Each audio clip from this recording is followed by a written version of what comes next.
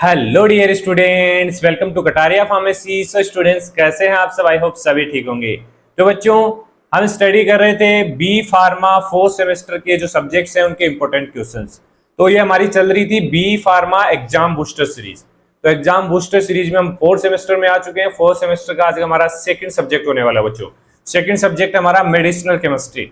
तो medicinal chemistry के सभी यूनिट्स के इंपॉर्टेंट जो क्वेश्चंस हैं, लॉन्ग क्वेश्चन, शॉर्ट क्वेश्चंस, आज के इस लेक्चर में हम देखने वाले हैं और उसके साथ साथ उनका एक्सप्लेनेशन भी हम देखने वाले हैं शॉर्ट के अंदर। तो वीडियो में एंड तक बने रहना, जिससे आपको काफी मदद इस लेक्चर से मिलने वाली है बच्चों। अगर आप अपने दोस्तों को शेयर करना चाहते हैं तो शेयर कर सकते हैं। बाकी अगर आप चैनल पे न्यू हैं तो चैनल को सब्सक्राइब कर लीजिए और बेल आइकन को प्रेस कर दीजिए। चलिए स्टार्ट करते हैं आज के सेशन को। तो देखिए, हम यूनिट वाइज देखते हैं। तो फर्स्ट यूनिट देखते हैं। फर्स्ट यूनिट में शॉर्ट क्वेश्चन क्या बन सकते हैं बच्चा? देखिए, सबसे पहला क्वेश्चन बनेगा। देखिए, सबसे पहला क्वेश्चन क्या बनता है, आप सोचिए। एक यूनिट है, मान लीजिए टॉपिक है आइसोमेरिज्म। तो सबसे पहला जो टॉपिक बनता है वो होता है डिफाइन आइसोमेरिज्म, कि आइसोमेरिज्म क्या होता है। देखिए, एग्जामिनर का माइंड ऐसे काम करता है कि अगर आप आइसोमेरिज्म स्टडी कर रहे हैं तो सबसे पहले आप स्टडी करेंगे आइसोमेरिज्म की डेफिनेशन, कि एक्चुअली आइसोमेरिज्म क्या आता है, क्यों स्टडी कर रहे हैं इसको। बाकी तो बाद में स्टडी करेंगे ना, बाकी टॉपिक से। तो जो मेन टॉपिक होता है ना, उसकी डेफिनेशन आपको जरूर याद होनी चाहिए। उस पे ही 2 मार्क्स के क्वेश्चन पूछे जाते हैं बच्चा, बहुत ज्यादा इंपॉर्टेंट है। तो डिफाइन बायो आइसोस्टेरिज्म क्या होता है, इसकी डेफिनेशन आपको पूछी जाएगी, पूछी जा सकती है, पहले भी पूछी गई है। तो देखिए, बायो आइसोस्टेरिज्म बेसिकली एक पार्ट है, स्टीरियो आइसोमर्स या आइसोमर्स का पार्ट बोल सकते हैं। तो इसके अंदर क्या होता है, refer to replacement of an atom or functional group in a drug molecule with another. Replacement होता है एटम का या फिर फंक्शनल ग्रुप का इन ड्रग मॉलिक्यूल या फिर अनदर कोई भी मॉलिक्यूल के अंदर रिप्लेसमेंट होता है एक तरीके से, that has similar physical and chemical property. अब जो रिप्लेसमेंट हुआ है उस मॉलिक्यूल की सिमिलर जो प्रॉपर्टी है, केमिकल फिजिकल प्रॉपर्टी, वो सेम होगी। आइसोमर्स का क्या काम होता है, आइसोमर में 2 स्ट्रक्चर्स होती है, एक ही चीज के दो पहलू होते हैं एक तरीके से। जैसे सिस है, ट्रांस है, कायरल है, एकायरल है। तो वो 2 पहलू होते हैं। उसमें या तो स्ट्रक्चर डिफरेंस हो सकता है, या सेम हो सकते हैं, या केमिकल फिजिकल एक्टिविटी चेंज हो सकती है, कुछ भी हो सकता है आइसोमेरिज्म के अंदर। तो has similar physical and chemical properties maintaining biological activity. इस ये क्या करते हैं, बायोलॉजिकल एक्टिविटी को मेंटेन करते हैं, क्योंकि चेंज होने के बाद भी इनकी जो प्रॉपर्टीज है वो चेंज नहीं हुई। ये है बायो आइसोस्टेरिज्म। तो ये डेफिनेशन इसकी याद कर लेनी है आपको। सेकंड क्वेश्चन बनता है factor affecting drug metabolism. Drug metabolism को कौन से फैक्टर्स अफेक्ट कर सकते हैं? देखिए, किस चीज पे बेस्ड है। जैसे अब मेटाबॉलिज्म के लिए हमें रिसेप्टर्स की भी रिक्वायरमेंट पड़ेगी, एंजाइम्स की भी रिक्वायरमेंट पड़ेगी। तो एंजाइम इंडक्शन हो सकता है, इनहिबिशन हो सकता है, तो उस कारण से आगे हमारा मेटाबॉलिज्म नहीं हो। एज, जेंडर वो अफेक्ट कर सकता है। जेनेटिक वेरिएशंस अफेक्ट कर सकते हैं। डिजीज स्टेट अफेक्ट कर सकती हैं। ड्रग ड्रग इंटरेक्शन हो सकता है। इसके अलावा भी अगर आपको कोई याद है तो वो भी लिख सकते हैं, जरूरी नहीं है, क्योंकि फैक्टर्स आपको यहाँ पे लिखने हैं, कोई फिक्स नहीं है, फैक्टर्स यही लिमिटेड है, ऐसा नहीं है, और भी काफी फैक्टर्स हैं इसके। चलिए नेक्स्ट क्वेश्चन देखते हैं, डिफाइन पार्टीशन कोफिशिएंट। ये क्वेश्चन काफी सब्जेक्ट्स के अंदर पूछा जाता है बच्चा। इस डेफिनेशन को आपको परफेक्टली याद कर लेना है। पार्टीशन कोफिशिएंट क्या होता है, the ratio of compound concentration in A lipophilic base. Lipophilic base के अंदर जो रेशियो होता है ना कंपाउंड्स का, concentration, compound concentration in lipophilic phase two hydrophilic phase. 2 phases होती हैं बेसिकली, हाइड्रोफिलिक और लिपोफिलिक। तो उनके बीच जो रेशियो होता है, जैसे लिक्विड है और वाटर है, तो उन दोनों के बीच का जो रेशियो होता है उसको बोलते हैं पार्टीशन कोफिशिएंट। तो देखिए डेफिनेशन क्या है, the ratio of A compound concentration in lipophilic phase two hydrophilic phase indicating lipophilicity. किसको इंडिकेट करता है, लिपोफिलिसिटी को। हाइड्रोफिलिक बेसिकली वाटर्स होते हैं, बाकी लिपिड्स में कोई भी हो सकता है, लिपिड जैसे ऑक्टानोल है। तो इसकी डेफिनेशन आपको याद होनी चाहिए। चलिए नेक्स्ट क्वेश्चन है, डिफाइन जियोमेट्रिकल आइसोमेरिज्म। अब आइसोमेरिज्म में डेफिनेशन किसी भी चीज की पूछ सकता है, ज्योमेट्रिकल की पूछ सकता है, ऑप्टिकल की पूछ सकता है, स्टीरियो आइसोमर्स की पूछ सकता है, एटोप आइसोमर्स की पूछ सकता है। कोई सी भी डेफिनेशन आपको पूछी जा सकती है बच्चा। तो ज्योमेट्रिकल आइसोमेरिज्म क्या होता है, बेसिकली जो सिस और ट्रांस होते हैं ना, तो बेसिकली ज्योमेट्रिक के ही पार्ट होते हैं।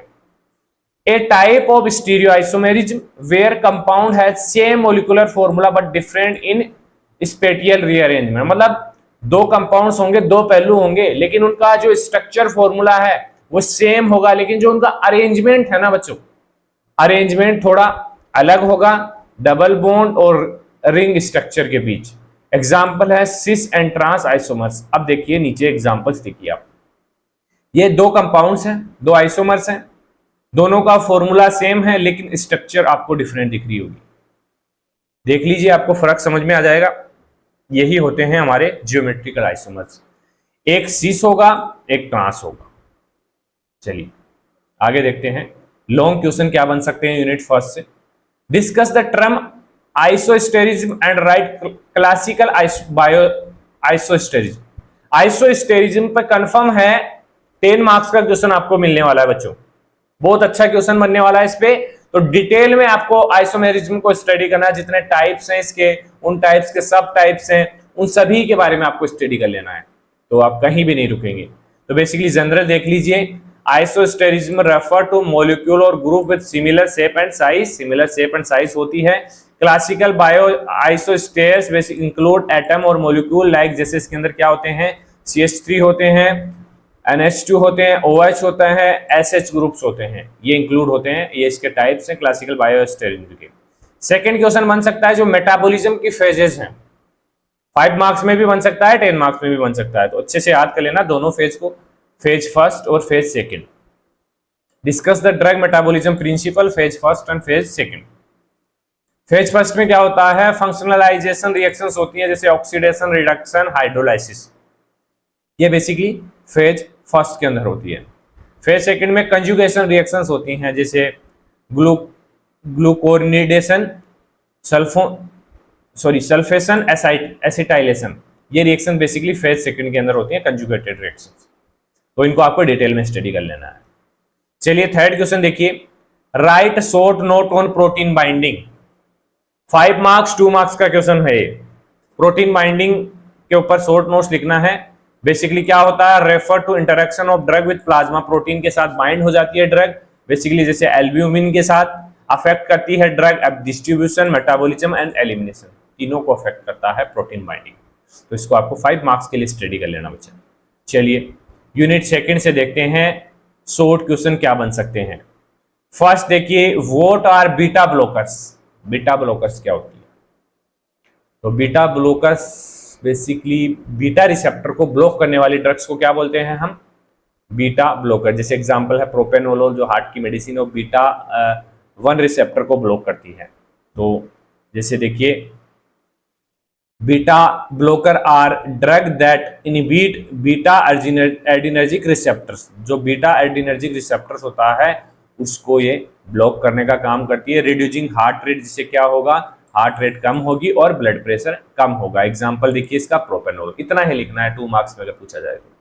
बायोसिंथेसिस ऑफ केटाकोलामाइन, बायोसिंथेसिस ऑफ केटाकोलामाइन कैसे करते हैं, ये क्वेश्चन 5 मार्क्स में भी पूछा जा सकता है बच्चों आपको, और 2 मार्क्स के अंदर भी पूछा जा सकता है। 2 मार्क्स में आपको सिर्फ स्टेप स्टेप लिख देना है, अगर आपको 5 मार्क्स में पूछा जाए तो आपको डिटेल में लिखना है। तो देखिए फर्स्ट ये किससे स्टार्ट होता है, इसका सिंथेसिस टायरोसिन से। बेसिकली टायरोसिन से लियोडोपा में कन्वर्ट होता है, फिर डोपामिन एंड नॉन एपिनेफ्रिन और एपिनेफ्रिन, ये केटाकोलामाइन है हमारे। तो ये बेसिकली थर्ड क्वेश्चन बनता है, what do you mean by adrenergic receptors. Adrenergic receptors से आप क्या समझते हैं, क्या मतलब है इस चीज का, बताइए। ये क्वेश्चन बन सकता है अपना। तो ऐसे क्वेश्चंस को अच्छे से याद कर लेना। देखिए रिसेप्टर के बारे में पूछ रहा है, एड्रीनर्जिक रिसेप्टर्स के बारे में, जैसे जी प्रोटीन कपल रिसेप्टर है। अगर आप रिसेप्टर डिटेल में स्टडी करेंगे तो आपको पता चल जाएगा आयन चैनल कौन सा है, जी प्रोटीन कपल रिसेप्टर कौन सा है, जे स्टेट कौन सा है, that mediated sympathetic nervous system को रेस्पॉन्स करते हैं बेसिकली ये रिसेप्टर। फोर्थ है, right two example of beta adrenergic blocker. अब इस चीज के लिए, ऐसे क्वेश्चन करने के लिए क्या करना है आपको, जो ड्रग का क्लासिफिकेशन है वो याद करना पड़ेगा। ड्रग का क्लासिफिकेशन याद करने के लिए अगर आप सिलेबस लेके भी बैठते हैं ना मेडिसिनल केमिस्ट्री का, तो आपको याद हो जाएगा क्लासिफिकेशन, सभी ड्रग्स उसमें दी हुई है। बाकी अगर आपने अच्छे से क्लासिफिकेशन याद कर लिया ना बच्चों, तो ये आपको फार्माकोलॉजी में भी काम आने वाला है, क्योंकि सेम ही हमारी ड्रग्स होती हैं फार्माकोलॉजी और मेडिसिनल केमिस्ट्री के अंदर। तो हम दोनों में क्यों स्टडी करें, एक जगह स्टडी कर लेते हैं सभी ड्रग्स को जितनी हमें याद होती हैं। तो चलिए नेक्स्ट देखते हैं। लॉन्ग क्वेश्चन क्या पूछे जा सकते हैं यूनिट सेकंड से। Discuss the role of propranolol as beta blocker, मतलब बीटा ब्लॉकर्स क्या काम आती हैं, प्रोपेनोलोल क्या काम आती है। तो propranolol is a non selective beta blocker use in hypertension, arrhythmia and anxiety, in disease के अंदर इसका यूज होता है। तो ये इसका रोल हो गया, सिंपल है।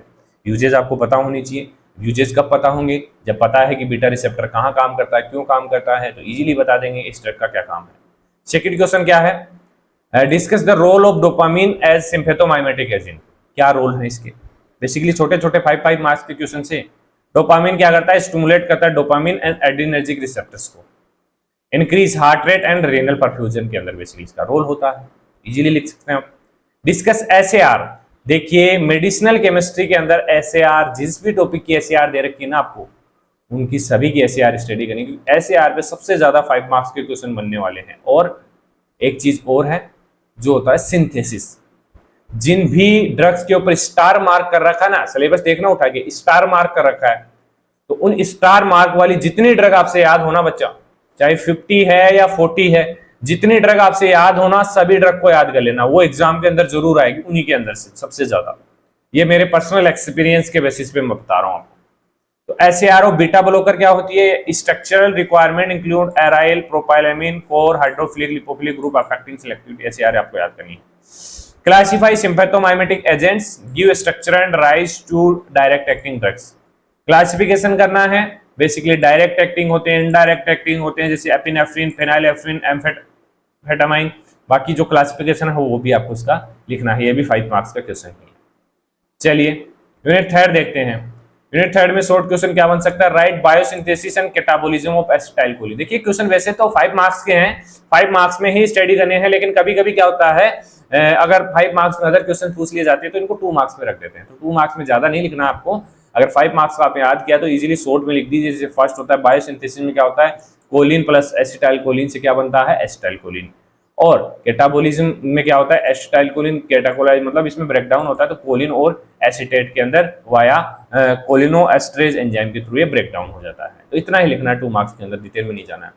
डिफाइन कोलिनोएस्ट्रेज इनहिबिटर, जो कोलिनर्जिक रिसेप्टर को इनहिबिट करते हैं वो क्या होते हैं, basically drug that inhibit acetylcholine esterase increase acetylcholine level, जैसे नियोस्टिग्माइन, ये बेसिकली इनहिबिटर होता है। एग्जांपल यहाँ पे पूछा आपको, define what is the muscarinic receptor. देखिए डिफरेंट टाइप्स के रिसेप्टर होते हैं, मस्क्यूलिनिक रिसेप्टर है, बीटा रिसेप्टर्स है, और भी होते हैं। क्या होते हैं, a type of cholinergic receptor found in parasympathetic nervous system, parasympathetic nervous system ये काम करते हैं।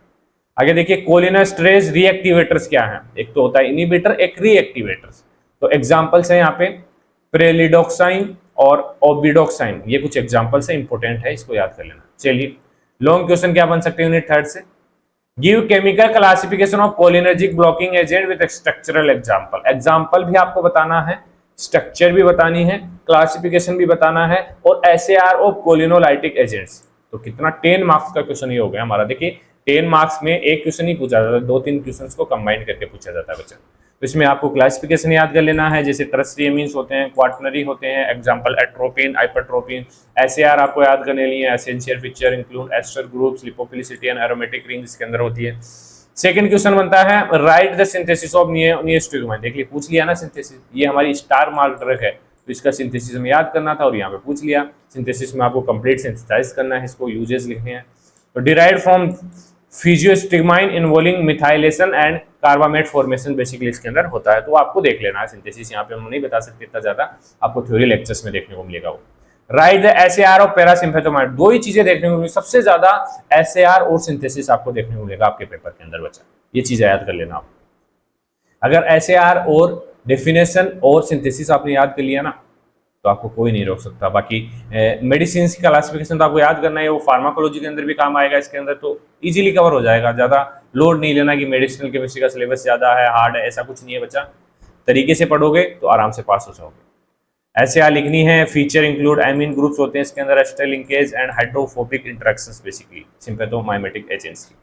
चलिए फोर्थ यूनिट में शॉर्ट क्वेश्चन क्या बन सकता है, give the synthesis of chlorpromazine hydrochloride, इसका सिंथेसिस लिखना है। Give synthesis of phenytoin, give clinical uses of benzodiazepine जैसे anxiolytic, sedative, muscle relaxant, anticonvulsant. ये जब आप क्लासिफिकेशन स्टडी करेंगे तब आपको समझ में आ जाएगा। What is the MOA, mechanism of action.